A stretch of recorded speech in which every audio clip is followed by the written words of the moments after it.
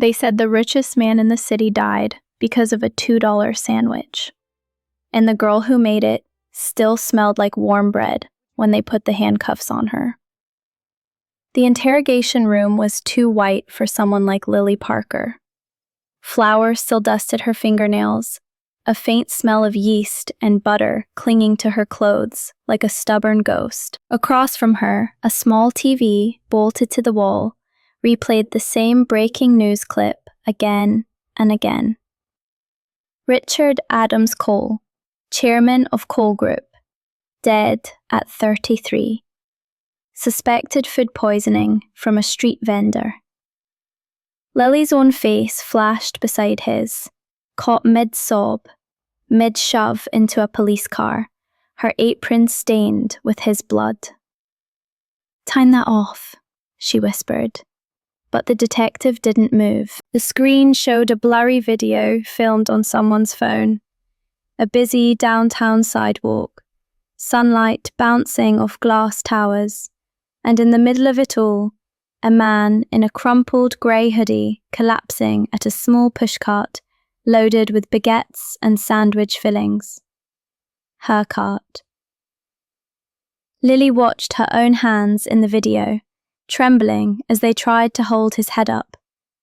She watched herself screaming for help. She watched him vomiting red onto the pavement, the red soaking into the white bread in her basket, until it looked like something out of a horror movie. "Miss Parker," the detective's voice was flat. "When did you first meet Richard Cole?" Lily stared at the grainy face on the TV. Grey hoodie, faded jeans, messy hair. A little scar on his chin shaped like a comma. "I've never met Richard Cole," she said, and meant it. "I met Adam." The detective slid a glossy photo across the table. It showed the same face, but in a dark, tailored suit, standing at a podium, flanked by security and reporters. Flashing cameras. Company logo behind him in silver letters. Cole Group. The scar on his chin was still there. "So you did know him," the detective said. "Every morning you sold him the same sandwich." Lily's throat closed. She looked from the photo to the screen and back again. Her heart beat loud in her ears. If he was a billionaire, why did he always pay with crumpled, small bills? Why did he always look tired and a little lost, like the men who worked night shifts at the factories? Why did he apologize for not having enough money for the bigger sandwich? "That's not him," she whispered, even though she knew it was. Adam wasn't. Her voice broke. Poor, simple, kind. Those were the words she wanted. Chairman was not. "Start from the beginning," the detective said. "How does a man like that end up dying at a cart like yours?" Lily stared at her flour-dusted hands, at the faint speck of dried blood in the cut between her thumb and index finger. Her mind was spinning, trying to grab hold of the one memory that had started this nightmare. It wasn't the day he died. It was the morning he first walked up to her cart, looked at her with tired blue eyes, and asked in a soft voice, "Can I get the cheapest thing you have?" 6 weeks earlier, at 6:12 a.m., Main Street still belonged to the ghosts of the night before. Empty coffee cups rolled in the gutter. Neon signs blinked themselves to sleep. The skyscrapers were dark silhouettes, their windows black, except for the top floors where people like Lily imagined rich men stayed awake, planning things nobody understood. Lily didn't have time to look up. She was busy. The little metal cart she pushed every morning was older than she was, its wheels squeaking in complaint with every crack in the sidewalk. Inside, packed tight, were trays of freshly baked rolls, baguettes, and sweet buns wrapped in plastic. Her alarm had gone off at 3:45. By 4, she was in the shared bakery kitchen, elbow to elbow with other vendors, racing the ovens. By 5:30, she was loading everything into the cart. By 6, she was on the street, wind biting her cheeks, thinking only one thing: sell out early, pay rent on time. She reached her spot, just outside the side entrance of Cole Tower. Not because she liked the building, but because a lot of office workers liked carbs and stress. Cole Tower stabbed the sky with glass and steel. 37 floors of money and meetings. She had never been inside. She doubted anyone like her ever had. To her, it was just a cold, reflective giant that blocked the morning sun and made everything feel a degree more serious. Lily flipped the cart's side panels up, like wings opening. She lined the bread in neat rows, golden baguettes, soft white rolls, dark rye loaves sprinkled with seeds. She brushed stray crumbs away with the side of her hand, wiped her sign, Lily's bread, fresh every day, with the corner of her apron, and checked the time again, 6:15. Perfect, she told the yawning air. Let's make you rent money. Her first customer was a sleepy security guard from across the street, then a delivery driver, an exhausted young mother pushing a stroller, still in her scrubs from the night shift at the hospital. The routine banter warmed her more than the coffee she held between sales. She liked this part, the small exchanges that made people feel seen. You'll conquer the world today, she told the mother, slipping an extra small roll into the bag. No charge. If conquering the world means not crying in the elevator, I'll take it, the woman smiled back. It was at 7:02, just as the first waves of corporate workers started emerging from subway stations, that she saw him. At first, he was just another figure in the crowd, tall but slightly hunched, hands stuffed deep into the pockets of a worn gray hoodie. His jeans had the kind of faded patches that look like they came from real use, not a designer's idea of distressed. His sneakers were scuffed. His hair was a little too long, falling over his forehead. People around him walked fast, heads down, but he moved slower, as if the sidewalk belonged equally to him and everyone else. He stopped a few steps away, eyes sweeping over the rows of bread, like someone standing before expensive art. When he looked up at her, Lily noticed two things at once. His eyes were an unusually clear blue, and his face was the kind that might look sharp and intimidating if he weren't trying so hard to look small. "Hi," he said, voice soft but well-spoken, each word neat like folded laundry. What's the cheapest thing you have?" Lily blinked. She wasn't used to that as a first question. Usually it was, "What's fresh?" or "What do you recommend?" "Cheapest?" she repeated, glancing at the sign listing prices. "That would be the plain roll, $1. He dug into his pocket and pulled out a handful of coins and crumpled bills. There was an awkwardness to the gesture that didn't fit his face.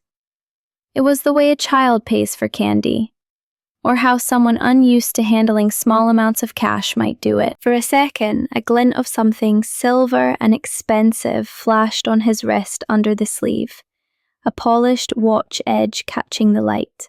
Then he tugged the sleeve down quickly, hiding it. Lily decided she'd imagined it. People with expensive watches didn't ask for the cheapest bread. He counted carefully, lips moving slightly, then pushed one coin back inside his pocket, as if saving it made a difference. "Okay," he said, offering her a $1 bill. "One plain roll then." "You know," Lily said before she could stop herself, "the baguette is $2 today, half off. It's bigger. You look like you haven't slept in a month. You'll need more than one roll to stay upright." His mouth quirked in a surprised half-smile. "Is that your medical opinion?" "My very scientific bakery opinion," she retorted. "Also, I hate watching tall people faint in slow motion across my cart." He laughed, a real sudden sound that seemed to surprise even him. For a heartbeat, some of the heaviness in his shoulders lifted. "Tempting," he said, then hesitated, glancing at his money again. Something about that little pause annoyed her. Not at him, but at the world that made people choose between being full and saving one extra coin. It reminded her too much of her own childhood. Lily grabbed a baguette, sliced it quickly with practice movements, and handed him a generous portion tucked into a paper sleeve. "On the house," she said. His eyes widened. "No, I can't." "You can," she cut in. "Consider it a sponsorship from the Bread Nutrition Foundation for Sleep-Deprived Zombies. Pay me back by not collapsing in front of my cart. Bad for business." He studied her for a moment, as if trying to decide whether she was serious or mocking him. Then, slowly, he accepted the baguette. His fingers brushed hers for the briefest second, calloused but not in the way of someone who lifted bricks all day. It was more like the roughness of someone who gripped pens and steering wheels too tight, too often. "Thank you," he said quietly, and the thanks sounded heavier than $2. "I'm Adam, by the way." "Lily," she replied, "like the flower." "Like the bread warrior," he corrected, glancing at her sign. "Lily's bread. It suits you." She snorted. "I'd prefer bread queen, but I guess warrior is fine." "Bread queen," he repeated, and for a moment his eyes lit up with something like amusement. "Okay, see you tomorrow, Your Majesty." He walked away, biting into the bread, expression softening as the taste hit him. She caught him closing his eyes for half a second, shoulders loosening, like someone taking a real breath for the first time in days. Then he merged into the stream of people heading toward the tower's main entrance. He didn't use the grand revolving doors. Instead, he slipped around the side of the building, disappearing through a smaller, staff-like entrance. Lily watched him go with mild curiosity, then shook it off. Customers were customers. She had no time to build stories about them. Adam came back the next day. And the next, and the next. After a week of cheapest thing you've got, Lily had an unofficial policy. Adam paid for a plain roll and accidentally ended up with at least a baguette's worth of food. "You'll go bankrupt feeding me like this," he warned one morning, a drizzle misting the air as he hunched under the cart umbrella. "Statistically, I've seen enough romantic dramas to know that the poor bread girl is supposed to be the one accepting free food, not giving it away. Statistically, rich guys in those dramas also don't wear hoodies that look like they lost a fight with a washing machine," she countered, teasing. "So I think we're safe from cliches." He studied her, then smiled slowly. "Good. I hate cliches." There was something strange about him, though Lily couldn't put a name to it. He noticed details most people didn't. The way her left hand shook slightly when the temperature dropped. The tiny patch she'd sewn on her apron in the shape of a crooked star. The new bruise on her wrist from moving the metal trays all at once. And yet, he never talked about himself. He always deflected questions with a joke. "Where do you work?" she asked one morning, partly to make conversation, partly to figure out how he always appeared from the direction of Cole Tower. "Somewhere with terrible coffee and too much air conditioning," he said, deadpan. "So, every office in that building," she guessed. "You a programmer, accountant, secret agent?" "If I told you, I'd have to take your cart," he replied, "and I can't risk the city losing its only bread queen." She rolled her eyes, but the way he said it made the morning feel a little brighter. On the third week, she noticed his hoodie was always clean, despite being old. His sneakers were worn, but not smelly. They looked intentionally shabby. His hair, though messy, was clearly cut by someone who knew what they were doing. And once, when he thought she wasn't looking, he pulled out his phone to check the time. The phone was new, sleek, and expensive. Definitely not something a cash-strapped office worker would buy, while also counting coins for bread. Their eyes met when he realized she was watching. A tiny flicker of panic crossed his face. There and gone. "Borrowed," he said quickly, shoving it back into his pocket. "From a friend. He trusts me too much." "Must be a very rich friend," she said lightly, letting him keep his secrets. She wasn't about to interrogate the one person who never looked at her like she was background scenery. That afternoon, as she counted her earnings, a black car with tinted windows pulled up to the curb. Lily barely glanced at it. Fancy cars came and went in front of Cole Tower all the time, but this one stopped right in front of her cart rather than the VIP entrance. The door opened, and a man in an immaculate suit stepped out. Tall, broad-shouldered, every line of his clothing screaming money. Sunglasses, polished shoes, the expensive kind of watch she'd only seen in magazines. Not Adam. Definitely not Adam. The man's gaze swept over her cart with clinical detachment, then up to the tower. For a second, their eyes met. Lily felt a chill. That was the kind of gaze that weighed people like numbers on a spreadsheet. Then he got back into the car and drove off. "Weird," she muttered to herself, shaking off the feeling. She didn't notice the way, from the 35th floor, someone else stood at a window, watching her cart like it was the only thing on the street that mattered. Adam stood alone in the boardroom, tie loosened, jacket thrown over a chair, the polished table stretched out in front of him, surrounded by empty leather seats that, in a couple of hours, would be filled with people saying, "Mr. Chairman," and "We need your decision, sir." For now, there was only silence and the faint scrape of his thumb over his lower lip as he replayed the morning's conversation with Lily in his head. "Your Majesty," he had called her again today, just to see the way she pretended to be annoyed and secretly enjoyed it. A smile tugged at his mouth despite the weight of reports stacked in front of him. He turned away from the window before he could talk himself into going back down for another piece of bread he didn't need. His reflection in the glass shifted, from the hoodie-wearing Adam, who stuttered over coins, to Richard Cole in a tailored vest and crisp shirt, cufflinks catching the light. Same scar on his chin, same blue eyes. Two different lives. For the first time in months, the thought of the upcoming board meeting didn't make him feel sick.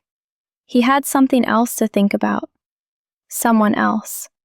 Down on the street, Lily locked up her cart for the day, unaware that the man who spent 6 weeks pretending to be the poorest customer at her stand owned every window reflecting the sky above her. In the interrogation room, the detective watched Lily's face closely. "Adam," he repeated slowly.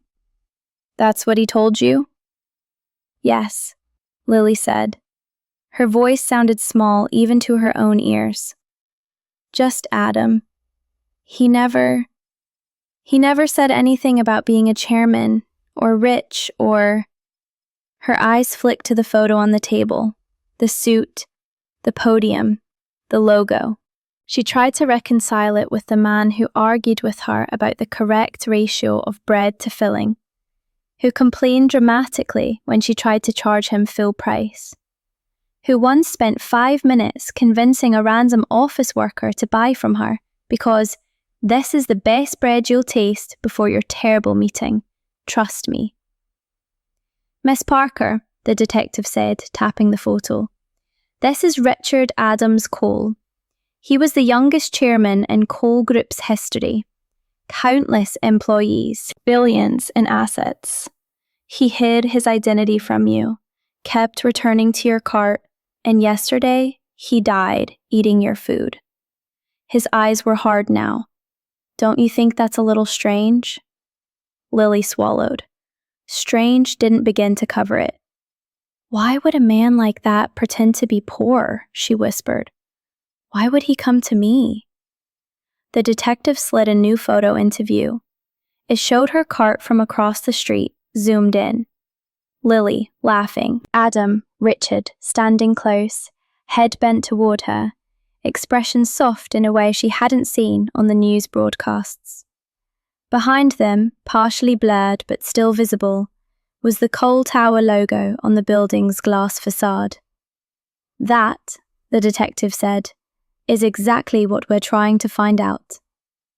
Lily stared at the photo, heart pounding, a cold dread just starting to bloom under her ribs, because for the first time, a tiny, terrible thought crept into her mind. What if Adam hadn't just been a tired, kind stranger who liked her bread? What if he'd been planning something from the moment he asked, in that soft voice, "What's the cheapest thing you have?" The detective's pen clicked in a slow, steady rhythm that made Lily want to scream. "You said he never told you his last name," he said. "He was just Adam to you." "Yes," Lily replied. Her throat felt raw. She'd been talking for, she didn't even know how long. Time in the interrogation room stretched and twisted until the only markers were the coldness of her coffee and the stiffness in her hands. "And you never suspected he might be someone else?" "How many people do you know?" she said, the words sharper than she intended. "Who lie about being broke. People lie about being rich, about having things, not the other way around." The detective's mouth curved, but it wasn't a smile. "You'd be surprised what people will lie about, Miss Parker." He leaned forward. "Tell me about the first time he came to see you outside your morning route." Lily's fingers tightened around the paper cup. That day had lodged itself in her memory like a splinter. Not the first meeting, not the second. The first time the street and the boardroom had collided, though she'd had no idea at the time. "It was raining," she said quietly, "and I thought he was just a soaked, unlucky idiot." The storm had rolled in without warning, one of those sudden, violent downpours that turned Main Street into a river in under 10 minutes. By 2 p.m., the morning rush was a memory. Lily's cart was half empty, her hair frizzing under her cheap plastic rain hood as water hammered the umbrella overhead. Every gust of wind sent cold droplets under the edge of the canvas, speckling the bread bags. She pulled the cart closer to the building, using the tower's broad overhang as a shield. Her socks were soaked, her fingers ached from the damp, but she still had a dozen baguettes left and 3 trays of sweet rolls she couldn't afford to take home unsold. "Come on," she muttered at the sky, as if it would negotiate. "Give me one more wave of poor souls with no lunch." The street was almost empty now.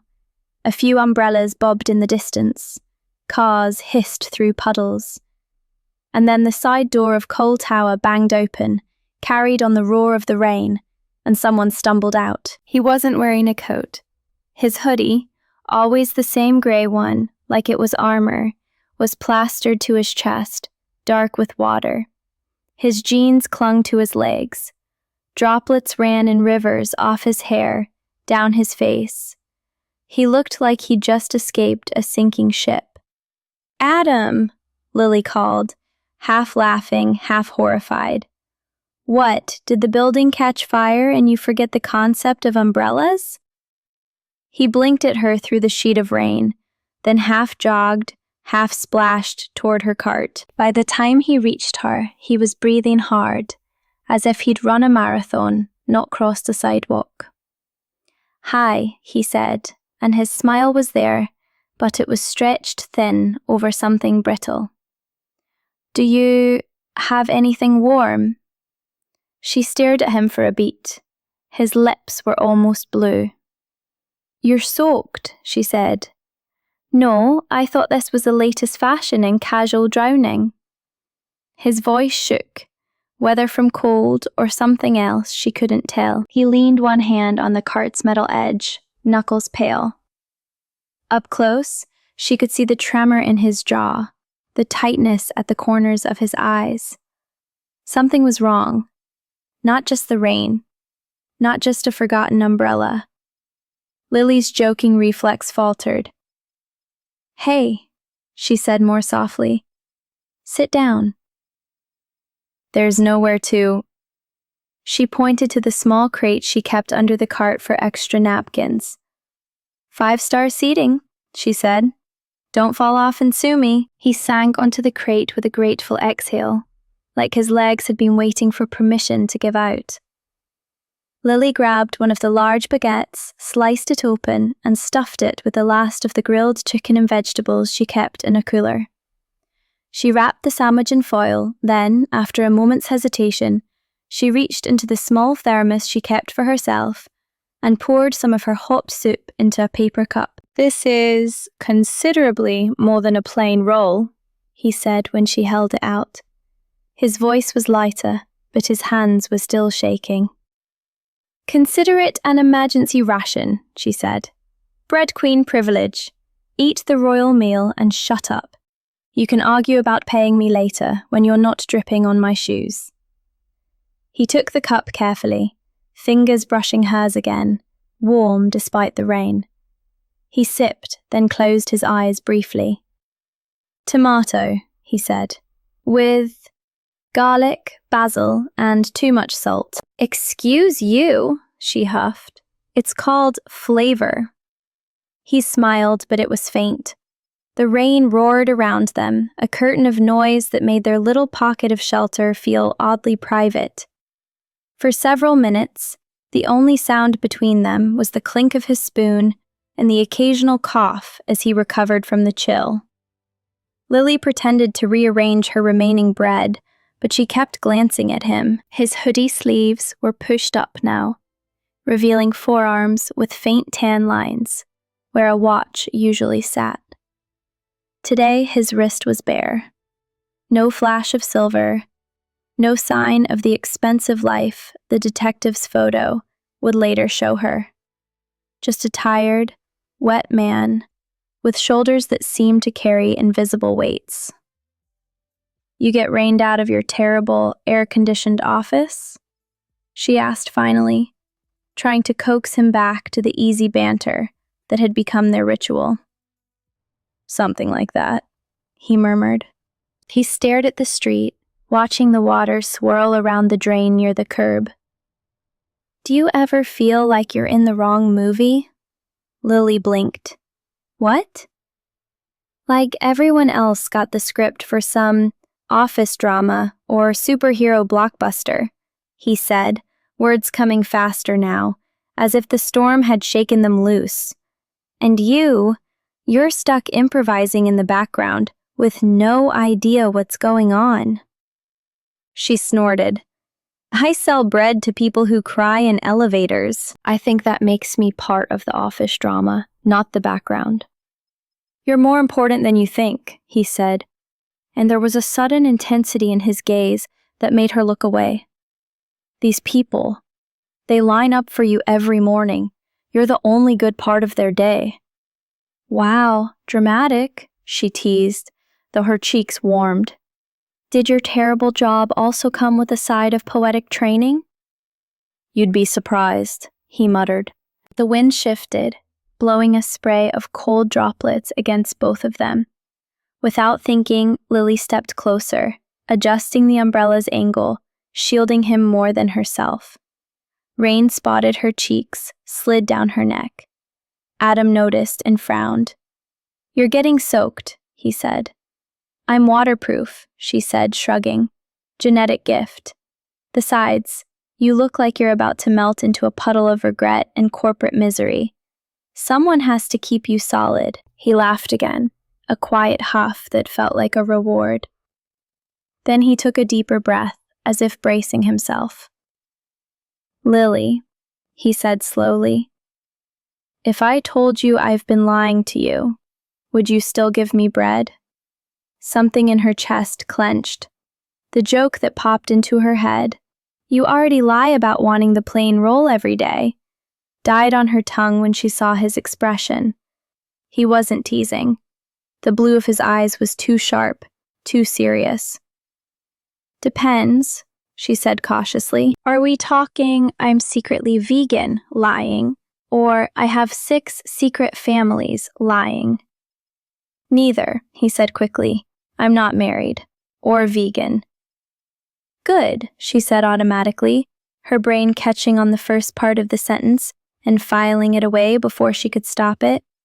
Most would both be deal breakers. Silence stretched between them for a moment, filled only by the patter of rain.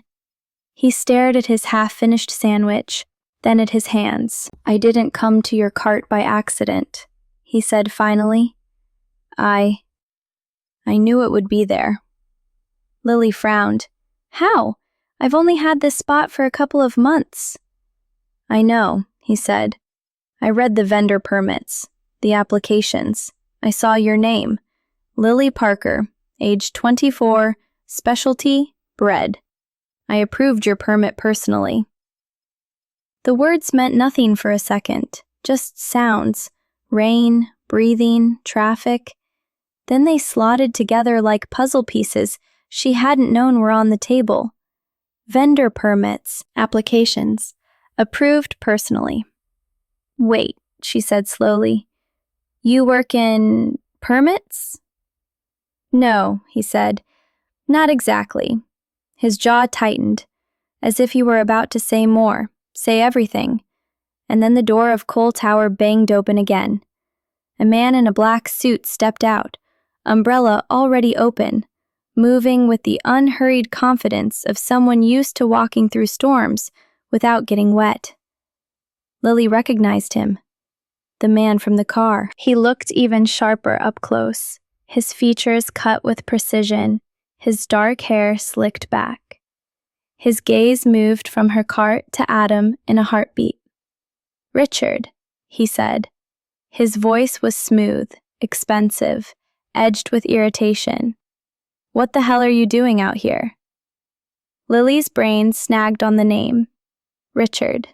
She looked at Adam, at the way his shoulders went even more rigid, at the way his mouth pressed into a thin line. Ethan, he replied, and the hoarseness in his voice vanished, replaced by something cooler. Did I miss something? You missed 3 calls from your secretary, the man, Ethan, said. The board is waiting, investors are waiting, and you are sitting on a crate eating a sandwich in the rain. His eyes flicked to Lily, dismissing her in a single glance. Is this really the time to play charity? Lily's cheeks burned. The words sliced even though they weren't aimed directly at her. Charity, like she was a cardboard sign on a sidewalk. She opened her mouth, bristling with comebacks, but Adam, Richard, spoke first. Watch your tone, he said quietly. The softness was gone now. In its place was a calm that felt dangerous. Lily is not charity. She's a vendor whose permit I approved. You know, part of the community engagement program you keep telling investors we care about. Ethan's jaw flexed. You have a meeting in 8 minutes, Mr. Cole, he said, emphasizing the title like a slap. The European partners flew in last night. They did not come here to watch you flirt with a street vendor. Lily's heart stumbled. Mr. Cole. Her brain filled the name in with the headline she'd seen 100 times on passing newsstands, but never bothered to read. Richard Cole, youngest chairman, billionaire, the man whose tower she sold bread in front of every morning. No, it couldn't be. She looked at Adam, Richard, again, really looked. The scar on his chin, the shape of his jaw, the expensive phone, the way he'd said he approved her permit. 2 lives clicked together in front of her like magnets. You need to go upstairs, Ethan continued, eyes still flicking between them with suspicion. Now. I'll have someone bring you a dry shirt. For a heartbeat, Richard didn't move. He looked at Lily instead, and in his eyes she saw something she'd never seen on the faces printed in business magazines. Fear. Not of the storm, not of the boardroom, of her, of what she was seeing, of what this moment meant. "Lily," he began, voice hoarse again. "I can explain." Her mind raced. She thought of all the mornings he'd counted coins, all the times he'd joked about being broke, all the days he'd stood under her umbrella like he had nowhere else to be. "You're—" the words stuck. "Rich, chairman, liar." "You're Richard Cole?" she managed. Ethan's brows rose. "He didn't tell you?" he asked, surprise laced with disdain. "How charming." Richard shot Ethan a warning glare, then turned back to her. "I wanted you to know me without all that," he said, gesturing vaguely at the tower, the suits, the life above them. "Just me." The rain pounded around them, each drop a tiny punch. Lily's stomach twisted. A bitter laugh bubbled up before she could stop it. "So you lied," she said, "for 6 weeks." "I didn't lie," he protested. "I just didn't tell you everything. I am Adam. It's my middle name." "Oh, well," she said, voice trembling. "As long as your lie comes with a legal middle name, that makes it fine." Ethan cleared his throat. "Mr. Cole, we really do not have time for—" "Go back upstairs," Richard snapped without looking at him. It was the first time Lily had heard that tone from him, the one that matched the man in the news photos. Authority, command, the voice of someone who could move money and people with a sentence. Ethan's jaw tightened. "5 minutes," he said, then turned and walked back toward the side door, umbrella cutting a perfect path through the rain. The door closed behind him with a dull thud. Silence settled, heavy and fragile. Lily's hands were shaking now, whether from cold or anger, she couldn't tell. "Why?" she asked. It was the only word that fit through the knot in her chest. "Why pretend to be like me?" He flinched. "Because people look at me and see a logo," he said quietly. "A number, a headline. When they know who I am, they want something. A job, a favor, a deal. Or they hate me on principle. You," he swallowed. "You gave me bread because you thought I was hungry. You called me a zombie and made fun of my hoodie. You saved me from fainting with carbs. You didn't look at me like a walking bank account." "So I was an experiment?" she snapped. "Some kind of social test? What do poor people do if the rich pretend to be broke?" "No," he said quickly. "No, God, no. You think I planned this? That I read your pyramid and thought, ah yes, I'll go pretend to be poor at this specific bread cart." "You just told me that's exactly what you did," she shot back. "I saw your name," he said, frustration bleeding through. "I saw your story. You worked 3 jobs last year. You almost lost your apartment. You applied for this permit twice before we approved it. You didn't give up. He broke off, shaking his head. "I've spent years in rooms with people who inherited their power. People who have never been told no. I wanted to see someone who kept going, even when the system told them they didn't matter." Lily stared at him, breath shallow. "So you came down from your glass palace," she said coldly, "to watch the heroic bread girl struggle. And you got a free show and cheap sandwiches." His face crumpled. That's not what this is." He stepped closer, rainwater still dripping from his hair. "Lily, please, you're the only person who talks to me like I'm human. The only one who doesn't care about my last name. I didn't mean to lie, I just didn't know how to be both people at once."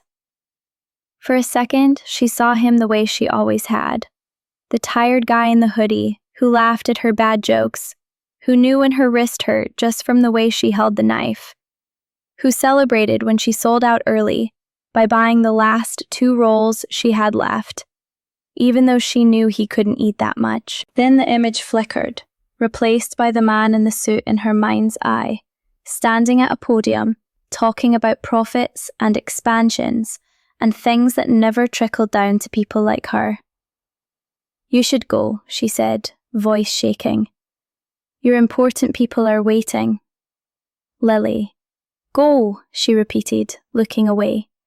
"Or your investors might get mad you shared a sandwich with a charity case." He flinched like she'd slapped him. For a moment, she thought he might fight back, insist, demand she listen. Instead, he looked down at the half-finished sandwich in his hand, set it carefully back on the cart, and stepped away.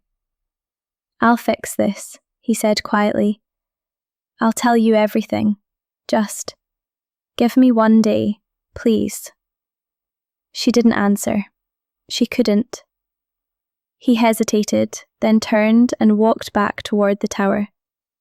This time, he used the main entrance, stepping through the revolving glass doors like he belonged there, which, she now knew, he did. As he disappeared inside, a fresh wave of rain blew under the overhang, soaking her face.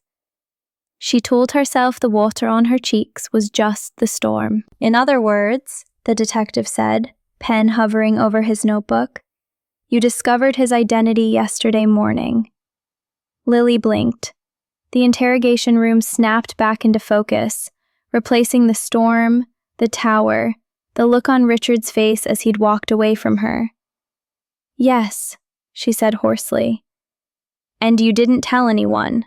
the detective pressed. "You didn't go home and post about it, didn't call a friend, didn't shout to the line of customers that the poor guy buying plain rolls was actually your building's billionaire?" "No," she said. "I was too busy being furious and confused and slightly nauseous."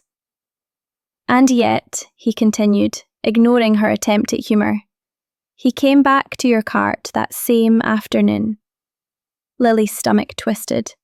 Yes, the image of his face as he'd approached her later, just before everything had gone wrong, flashed in front of her eyes. No hoodie this time, no disguise. Just Richard, without the tower, without the boardroom. Just a man who'd made a promise to explain. "He said he wanted to talk," she whispered, "to tell me the truth." The detective set his pen down. "We went through Mr. Cole's calendar," he said. "We also recovered footage from his personal elevator." "Did you know he had a private one?" Lily shook her head. "Of course you didn't," he said. "That's what private means." He slid another photo across the table. It showed a grainy still of an elevator interior. Richard stood alone, in a suit this time, no tie, top button open. In his hand was a small white paper bag. Lily recognized immediately. Her bakery's logo, slightly smudged by rain. "This is 12 minutes before he died," the detective said softly. "He came down alone, carrying that bag. No security, no assistance. He bypassed the main lobby and used the staff exit, the one you say you've seen him use before." Lily swallowed. The photo blurred. "He already had the sandwich," she whispered. "He told me he'd grabbed it on his way down, that he wanted to pay me later because he was in a rush. I didn't make it right then. I didn't touch it." "So you're saying you didn't prepare the food that killed him?" the detective said. The words hit like a punch. "Killed him," she echoed. "You said it might be food poisoning." "We don't have the full tox report yet," he admitted, "but preliminary tests show traces of a substance in his stomach that doesn't belong there. Something concentrated. The easiest place to put it would be in..." He tapped the bag. "Bread, meat, sauce." Lily's skin went cold. "I would never..." "I didn't say you did," he cut in, "but someone did. Someone who knew his routine, knew he'd go to your cart, knew he trusted you enough to eat what you gave him without question." He leaned forward. "Miss Parker, you need to stop thinking about him as Adam. and start thinking about him as what he was. Richard Cole. A man with enemies. People who hated him. People who wanted his power. People who would use you as a weapon and a shield at the same time. Lily's heart pounded so loudly she almost didn't hear the last part. Weapon and shield? You're the perfect story, the detective said, his gaze oddly sympathetic now. Humble girl with a bread cart, kind to the chairman. The media will eat you alive. The investors will scream. The board will panic. Everyone will look at you and not at the people in suits making phone calls upstairs while his body was still warm. He sat back, which is exactly what worries me.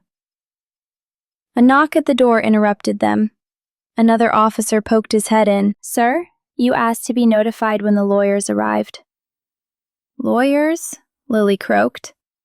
From Cole Group, the detective said, rubbing his temple. They want to assist with the investigation. He sighed. This is going to turn into a circus. The officer opened the door wider, and a woman in a sharp navy suit stepped in. Her hair was pulled back into a sleek bun. Her expression was calm, polished, the kind you see on TV when someone is paid a lot of money to look unbothered in front of a camera. Detective Harris, she said smoothly, offering a card. I'm Julia Grant, legal counsel for Cole Group. We'd like a few minutes with Miss Parker, if you don't mind. Lily shrank back instinctively. Something about Julia's smile made her skin crawl. It was too precise, too practiced. This is a police investigation, Ms. Grant, Harris replied, taking the card but not looking at it. You can observe, but you don't get to coach my witness. Julia's smile didn't waver. Of course, we simply want to ensure our late chairman's personal relationships are handled with care. The phrase made Lily flinch. Personal relationships. It suggested something she wasn't sure she understood yet. Harris's eyes flicked to Lily, then back to Julia. Something passed between the two adults that she couldn't read. We're almost done for now, he said. But before we bring you into this, Ms. Grant, I have one more question for Miss Parker. He turned back to Lily. His pen hovered over the notebook again. You said he promised to explain everything, he said softly. To tell you the truth. Did he mention anything else? Anything unusual he said or did yesterday before he died? Lily squeezed her eyes shut, forcing herself to replay the afternoon like a film.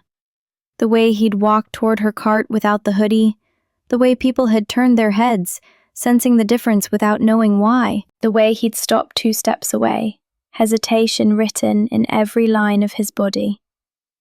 Lily, he'd said, and the sound of her name in his real voice, rich, controlled, with no attempt to sound like just another office worker, had sent a shiver down her spine.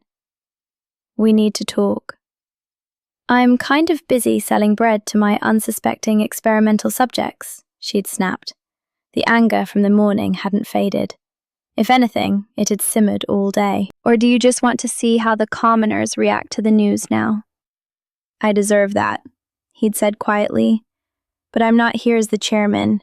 I'm here as me. I owe you the truth.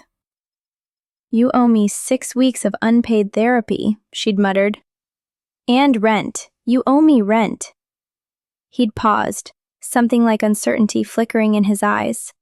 Then he reached into his pocket and pulled out a folded piece of paper. Actually, he said slowly, about your rent. Lily's eyes flew open in the interrogation room. The envelope, she whispered. Harris leaned forward. What envelope? Last month, she said, her voice barely audible. My landlord came to me all excited. He said someone had paid 3 months of my rent in advance. Cash. Anonymous. Her hands trembled. I thought it was some mistake. A miracle. I didn't ask questions because I was scared he'd change his mind. Harris's eyes hardened. You think it was him? He said, Lily continued, words tumbling out now. He said yesterday that I didn't have to worry about losing my place, that it was taken care of. I thought he just meant, I don't know, good sales, hope. But then he held up this envelope and told me if anything ever happened to him, I needed to open it, that it would explain. Explain what? Harris pressed. He didn't say. She swallowed. I told him not to be dramatic, that he wasn't the main character in some tragic drama. He just smiled and said, Everyone thinks that until the last act. The room felt too small, the air too thin. Where's the envelope now? Harris asked. At my apartment, she said, on top of the fridge. I haven't opened it. I thought it was, I don't know, a joke, something stupid, a rich guy's apology letter. Harris stood abruptly, chair scraping back. We're going to need that, he said. Julia's smile finally faltered. Detective, any personal correspondence Mr. Cole left is potential evidence, Harris cut in, and I'm not letting corporate counsel anywhere near it before my team sees it. He glanced at Lily, his gaze softened just a fraction. Miss Parker, one last thing. He reached into his folder and pulled out a final document, sliding it across the table toward her. We got a preliminary look at Mr. Cole's will, he said. He updated it 24 hours before he died. Lily's fingers hovered over the paper, unwilling to touch it. Why are you showing me this?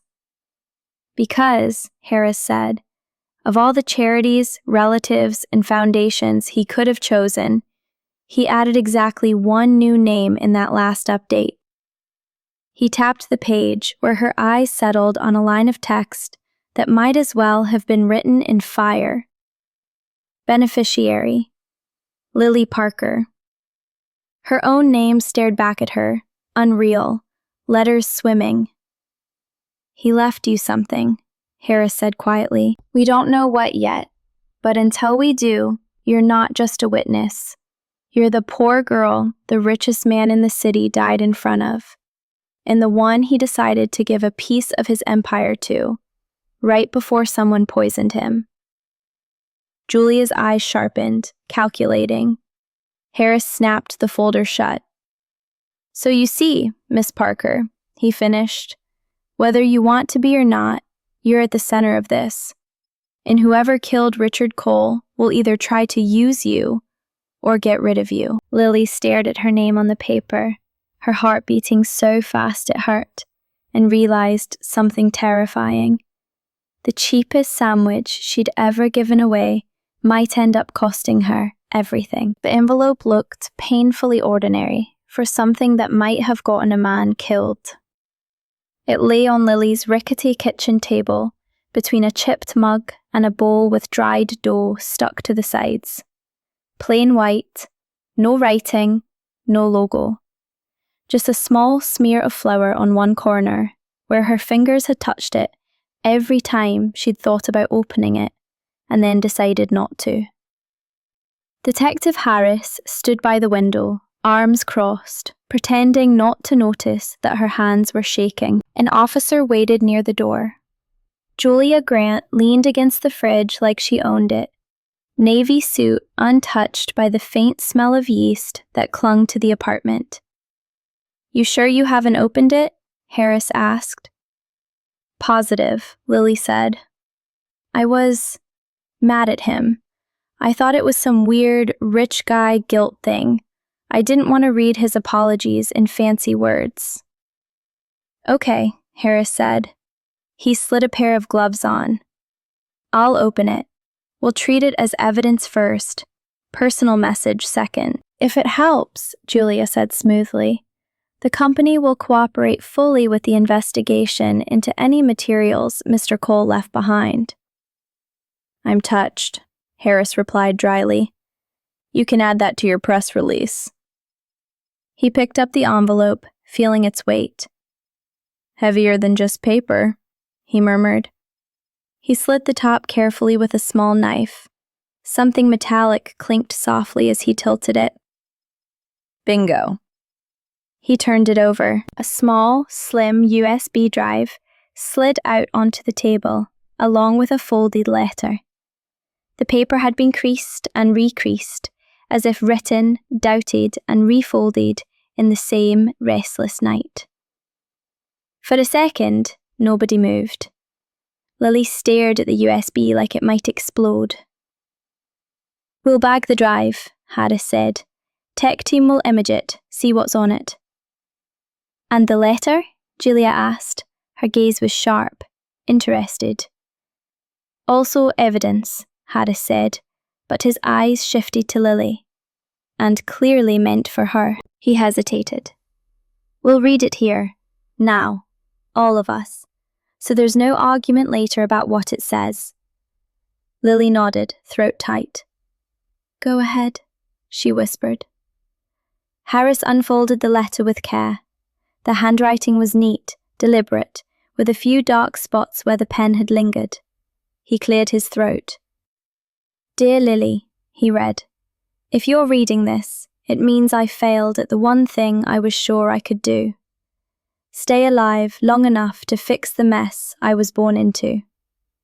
Lily's breath caught. It was his voice, somehow, in ink, half self-deprecating, half too honest. Harris continued, You probably hate me right now. You have every right to. I never meant to lie to you, but I also never meant for Adam to become the only part of me you trusted. That's on me. You saw me when I was just a guy in a hoodie eating bread on a cold sidewalk. You didn't know about the board, the shareholders, the numbers they tattooed on my life since I was a teenager. You just knew I liked your soup too salty, and your sarcastic commentary with extra bite. You have no idea how rare that is.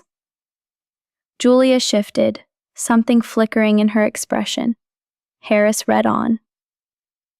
I approved your permit because of your file. You reminded me of my mother, if I'm honest. She ran a tiny bakery in a town nobody remembers.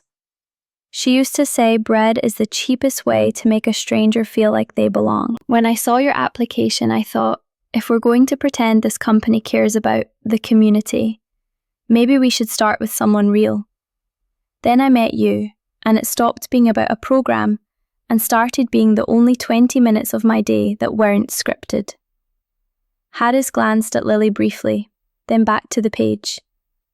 I wish this letter could just be a confession of feelings I was too much of a coward to say out loud. But if I'm right about how all this ends, there's more you need to know. I didn't just stumble into your life, and someone will want you to pay for that. A chill slid down Lily's spine. She clenched her fists in her lap. Harris's voice dropped slightly as he read the next part. For the last year, I've been fighting the people who supposedly work for me. On paper, I'm the chairman. In reality, the board has been carving pieces off this company and selling them in dark corners. Shell companies, offshore accounts, subsidiaries that exist only on tax documents. I signed things I was told were routine until I stopped sleeping and started reading the fine print at 3 a.m. Harris's jaw tightened. I traced the money, he continued. Billions that should have gone to pensions, salaries, safety. Instead, it's been funneled into a handful of accounts controlled by people who call me son in public and tool in private. Some old guard names, some new ones. One of them is probably standing in my boardroom right now while you read this. Julia's eyes narrowed, but she said nothing. I pulled everything I found, Harris read. Internal emails, contracts, hidden ledgers. It's all on the drive I left with this letter, blue folder. I even color-coded it because apparently when you're planning to blow up your own board, you become very organized. I was planning to expose them at the next shareholder meeting. Force a vote. Clean house or watch the company burn publicly. Harris turned the page. Here's where you come in. And I'm sorry for that. Lily's throat hurt. For a moment, the words on the page blurred, and she had to blink hard. Harris kept going. They pushed back hard when I launched the vendor program, he read. They said it made us look soft. They tried to cut the budget 3 times. Ethan, yes, that Ethan, the one who glares at my hoodie like it personally insults his suit, kept complaining about you specifically, about your location, your file. He said you were a liability. That word stuck with me. They'd never even met you. Lily felt Julia's gaze on her, weighing. That's when I realized they'd done more digging into your life than any street vendor deserves, Harris read. Your rent, your debt, your lack of a safety net. You were the perfect person to turn into a scapegoat. The poor girl with the bread cart. Easy to point at if something went wrong in front of my tower. The room seemed to tilt. I probably should have canceled your permit right then, Harris read. Protected you by pushing you away. Instead, I got selfish. I kept you close because those 20 minutes with you every morning were the only time I wasn't being groomed, manipulated, or threatened. So I'm leaving you with 3 things: evidence, instructions, and a choice. The evidence is on the drive. Share it with the police, with the press if you have to. There are names on there who will make people nervous. That's good. Nervous people make mistakes. Harris flipped to the last page. The instructions are simple, he read. Trust your instincts. You're better at reading people than half my security team. If anyone in a suit tells you they're here to help manage the narrative, run the other way and call Detective Harris. I've met him. He thinks I'm an entitled idiot, which is exactly the kind of cop you want on your side in this mess. Lily blinked. You met him, she whispered. Harris's brows rose in mild surprise, but he kept reading. He doesn't know it yet, the letter said, but he's about to have the biggest case of his career dropped in his lap. He'll be grumpy about it, but he'll do the right thing. Charming, Harris muttered, though his ears flushed slightly. And the choice? Julia asked, eyes fixed on the page. The choice, Harris read, is about what I left you in my will. You've probably already heard. I added your name last night. Board members will say it's impulsive. They'll say you used me. They're wrong. I gave you those shares because I need someone in this story who remembers I was a person, not just a headline. You can sell them, open a bakery far away from this poisoned building, or you can keep them and make sure the next idiot in my chair doesn't forget that the cheapest sandwiches are paid for with someone's stolen sleep. Harris paused at the last paragraph. His voice softened. I'm sorry, Lily, he read. If I'm gone, it means I underestimated how desperate they were. It means I made too many enemies in too little time. But if you're reading this, it also means I trusted you with the one thing I never trusted anyone else with: the truth. Do whatever you want with it. Just don't let them convince you your life is the collateral damage they were entitled to. You were the only part of this whole mess that ever felt real. Adam. Richard. Whatever name makes you curse less when you think of me. The room went quiet. The fridge hummed. A car honked faintly outside. Lily stared at the ink until the edges of the letters blurred again. A laugh cracked out of her, sharp and wet. He's even annoying in letters, she whispered. Can't just say I'm sorry. Has to add a joke. Harris folded the letter carefully. We'll take a scan for the case file, he said. But the original stays with you. It's yours. Julia straightened. "Detective," she said, "I need to insist." "You need to sit down," Harris cut in, surprising her. "Because if what's on that drive matches this letter, the company you represent has a rot problem, a lot bigger than a dead chairman." The drive cracked the case open faster than Lily expected. Or maybe time just lost its shape in the storm that followed. Within 24 hours, Harris's tech guys, who looked exactly like the kind of people who should be hunched over keyboards in dark rooms, had decrypted, indexed, and cross-referenced every file on it. They found offshore accounts, false invoices, payments to shell corporations that circled back to a tight cluster of names. Ethan Cole, Richard's uncle and acting co, featured prominently.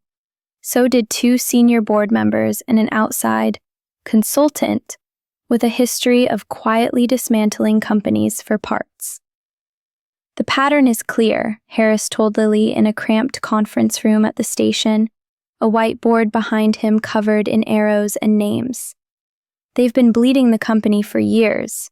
Richard started pulling on the thread, and they decided to cut the whole sweater rather than let it unravel in public. So they killed him," Lily said. The words didn't feel real. They hung in the air like fog. "We're not stamping that on a file just yet," Harris said. "But yes, this gives us motive. We still need opportunity, means, something that ties at least one of them to the substance in his system." "And me?" she asked. "Where do I fit in their sweater metaphor?"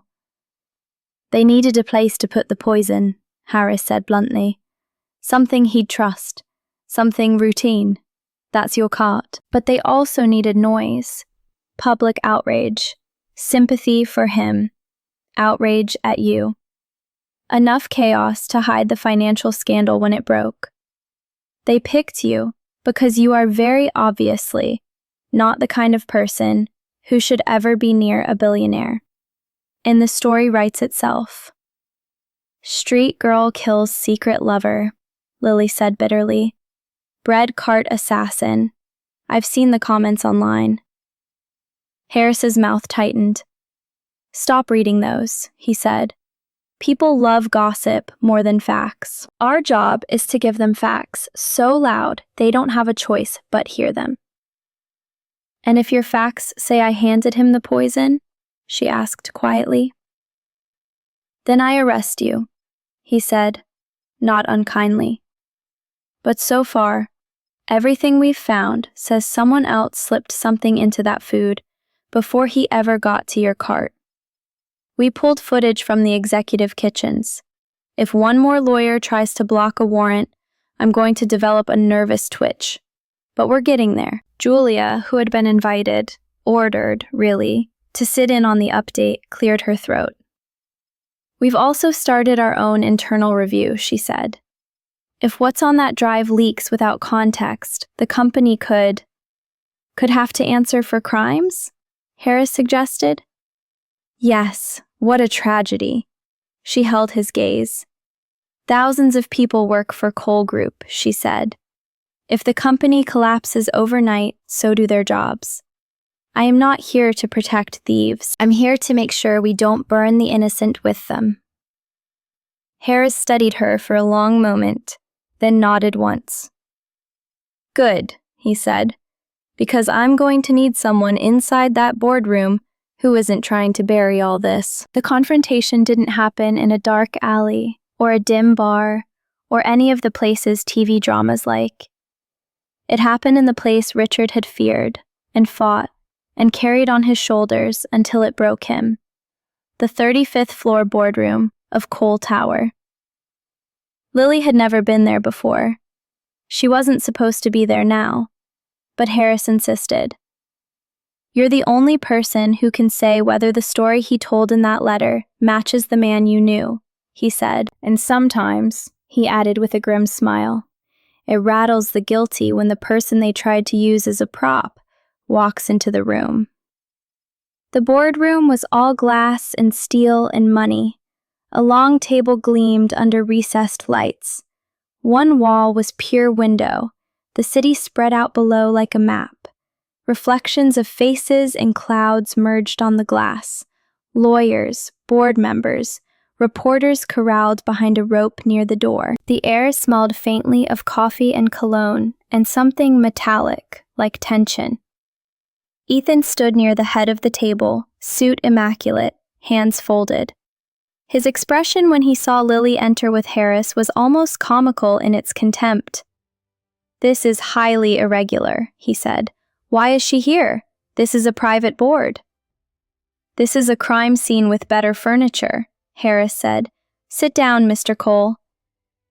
Murmurs rippled around the room. Julia sat at the other end, legal pad in front of her, eyes keen.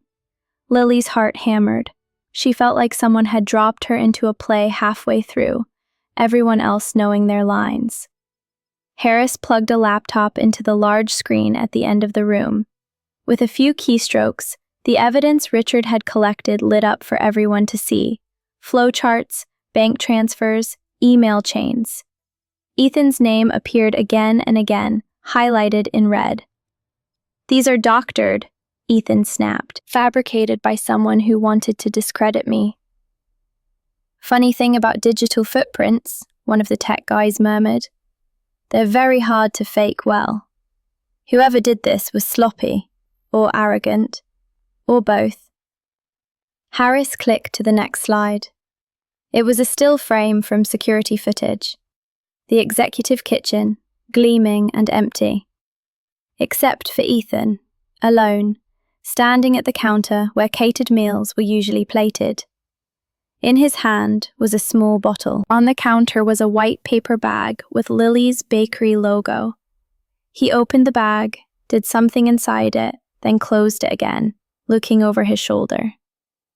The timestamp was 12 minutes before the elevator footage they'd shown Lily. "That could be anything," Ethan said, but his voice lost some of its smoothness. "Condiments, medicine, you can't prove." "We recovered the bottle," Harris said, "from the trash in your office. We matched the residue to the substance in Richard's stomach. Classified industrial solvent, by the way, not something you'd find in a spice rack." Ethan's face went pale, then mottled. "You have no idea what you're talking about," he snapped. "That boy was going to destroy this company. I was trying to keep it from collapsing because of his naive—" He cut himself off abruptly, but it was too late. The word hung in the air. Destroy. Harris looked almost tired. "There it is," he said quietly. "Motive meet confession," and two uniformed officers stepped forward. "Ethan Cole," Harris said, "you're under arrest for the murder of Richard Adams Cole, and for your role in the financial crimes outlined in this evidence. You have the right to remain." Ethan lunged then, not for Harris, not for the door, but for the laptop, for the drive in the side port, for the one thing in the room that could ruin him. His hand never reached it. One of the officers caught his arm, twisted it behind his back with practiced efficiency. The other stepped between him and the table. Papers slid, fluttering like startled birds. Lily flinched backward, heart pounding. For a moment, Ethan's gaze locked on hers. Hatred. But beneath it, something else. Disbelief that this girl, this street vendor, this charity case, was standing here, watching him fall. "This isn't over," he hissed as they hauled him toward the door. "You think some file and a dead boy's letter will fix everything? The board will protect itself. They always do. You're just a distraction." Julia stood. "Actually," she said coolly, "the board just voted to suspend you pending further investigation. I have the paperwork right here. Turns out they don't like being named as co-conspirators on national television." Ethan spluttered as cameras flash-popped from the hallway. The door swung shut behind them. Silence hummed. Lily realized her hands were gripping the back of a chair so tightly, her knuckles hurt. Harris exhaled slowly. "Well," he said, "that went marginally smoother than expected." Julia looked at Lily. For the first time, the lawyer's polished expression softened into something almost human. He was right about one thing, she said. This board will try to protect itself, but they won't get to decide what happens to you. She slid a folder across the table. This is the official notice about your inheritance. The shares he left you are not insignificant. How much is not insignificant?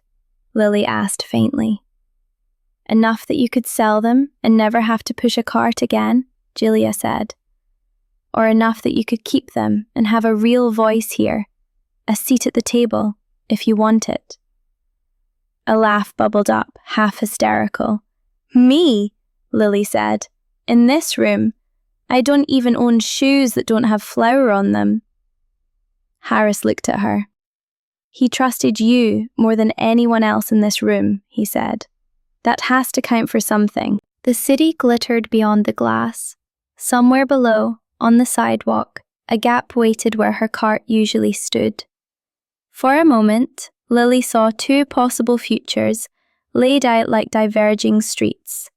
In one, she walked away from all of this, sold the shares, bought a small bakery in some quiet neighborhood where nobody knew her name from the news.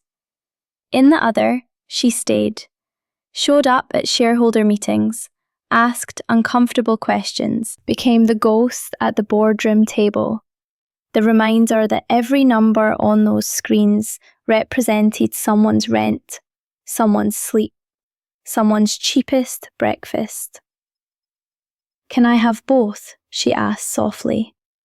Harris blinked. Both? A bakery, she said. That's mine. On my terms. Not under this tower. Somewhere that doesn't smell like panic, and I keep the shares. I don't know how to have a voice in a place like this. But if he thought I could learn, I could try. Julia nodded slowly. You can absolutely have both, she said. We'll set you up with someone who can explain what those shares mean, what your rights are, in plain English if possible. Plain English would be great, Lily said. I already speak fluent dough, sarcasm, and mild panic. Legal jargon might break me. Harris snorted. The tension in the room loosened a notch. There's one more thing, he said. He reached into his pocket and pulled out a small, folded piece of paper, yellowed at the edges. We found this in his wallet. He handed it to her.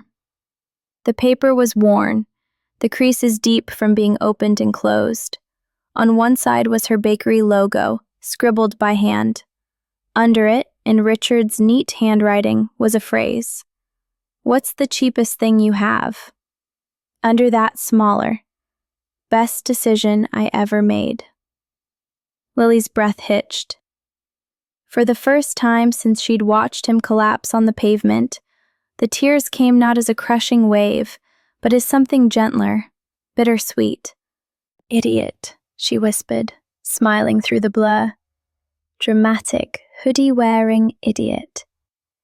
She slipped the note into her pocket, close to her heart. 6 months later, the smell of bread still woke her before dawn.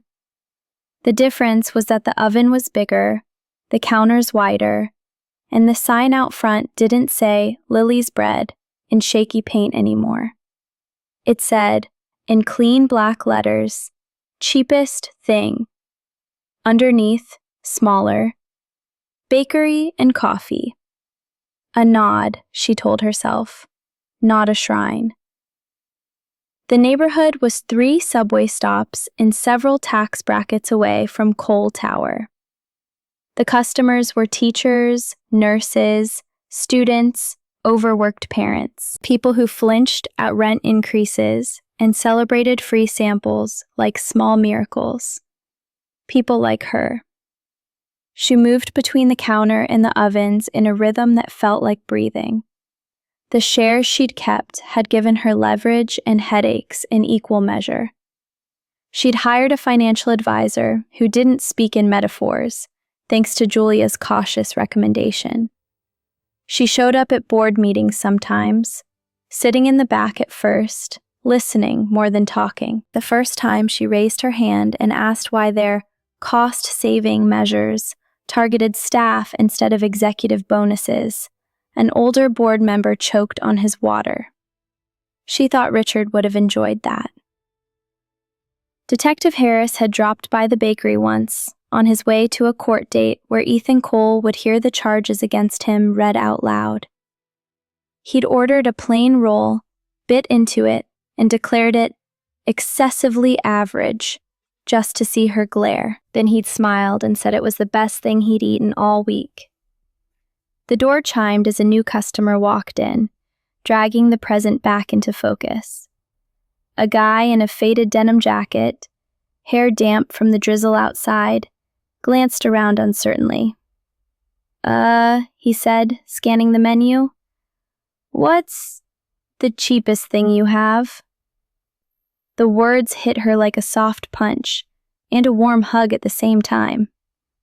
For a second, the air in the bakery seemed to thicken. She saw a gray hoodie, a crooked smile, blue eyes asking the same question on a cold morning in front of a glass tower. Then she breathed, let the ache settle where it belonged, next to the affection. The day-old rolls, she said, voice steady. 50 cents, but I'm running a special. The guy blinked. Special? Yeah, she said. First-timers who look like they haven't slept in a week get an upgrade. Day-old price, fresh bread. She grabbed a warm roll from the newest batch, slid it into a paper bag, and pushed it across the counter. On one condition. What's that? He asked warily. You come back when you can afford the good stuff, she said. And you tell people the bread queen sent you. He laughed, surprised. Bread queen, huh? It's a long story, she said, smiling. But trust me, it's the cheapest title I've ever earned. As he left, biting into the roll with a grateful noise, Lily wiped her hands on her apron and glanced at the small framed note on the wall behind the counter. To customers, it was just a strange little piece of decor, a handwritten phrase under a scribbled logo.